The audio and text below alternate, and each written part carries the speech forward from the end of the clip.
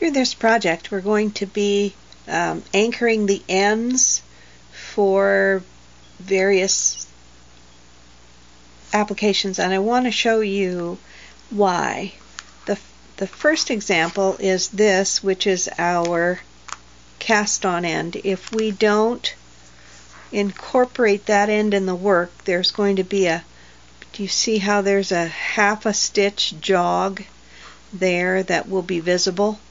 If we don't incorporate that in the work, that's two things. It's a weak spot and it's ugly. So I've got two projects running. I've got two examples of this running, and I've marked what is the bottom edge so that anytime I'm flipping it around you can tell easily where the bottom is. This is just a bead on a piece of leader, and they pop right through the stitches and mark it. So that makes it simple. Okay, so I'm going to flip this over, and we're looking at the back, and this is our cast on. What I'm going to do is I'm going to draw that thread, that yarn, through the purl stitch, or the purl bump of the first stitch of the needle, and I'm going to put that stitch on the needle.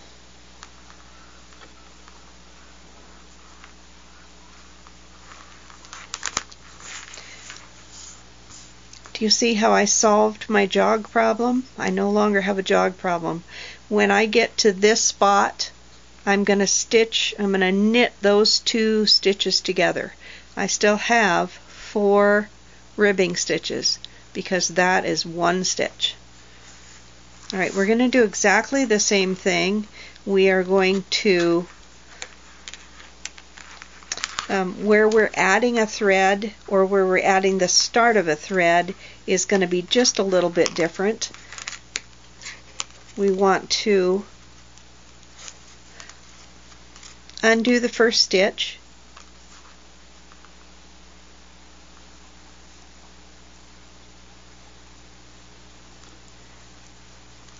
now I'm going to pull the new yarn up through that stitch.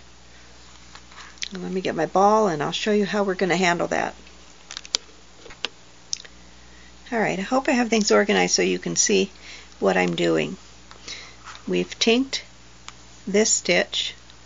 I have the end of my ball of yarn. I'm going to tie a knot in it because this cotton unwinds in a heartbeat. And I'm going to use this end to provide the extra for my cast on. I'm going to take the tail, here's the tail, and I'm going to put it between the needles in the work. This is my working yarn. I need it out of the way. So here's my tail from my ball of yarn. I'm going to pull a loop from the tail up.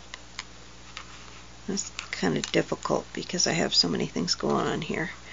I'm going to pull it up through that loop,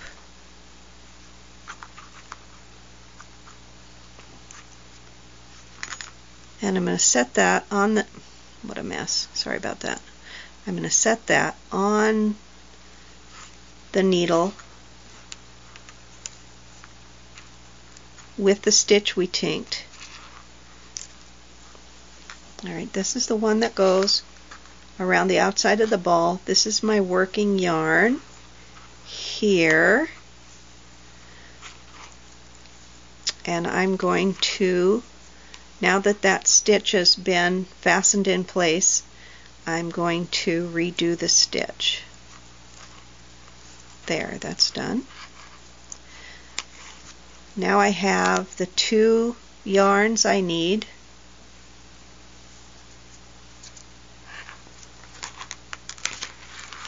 For doing my cast on.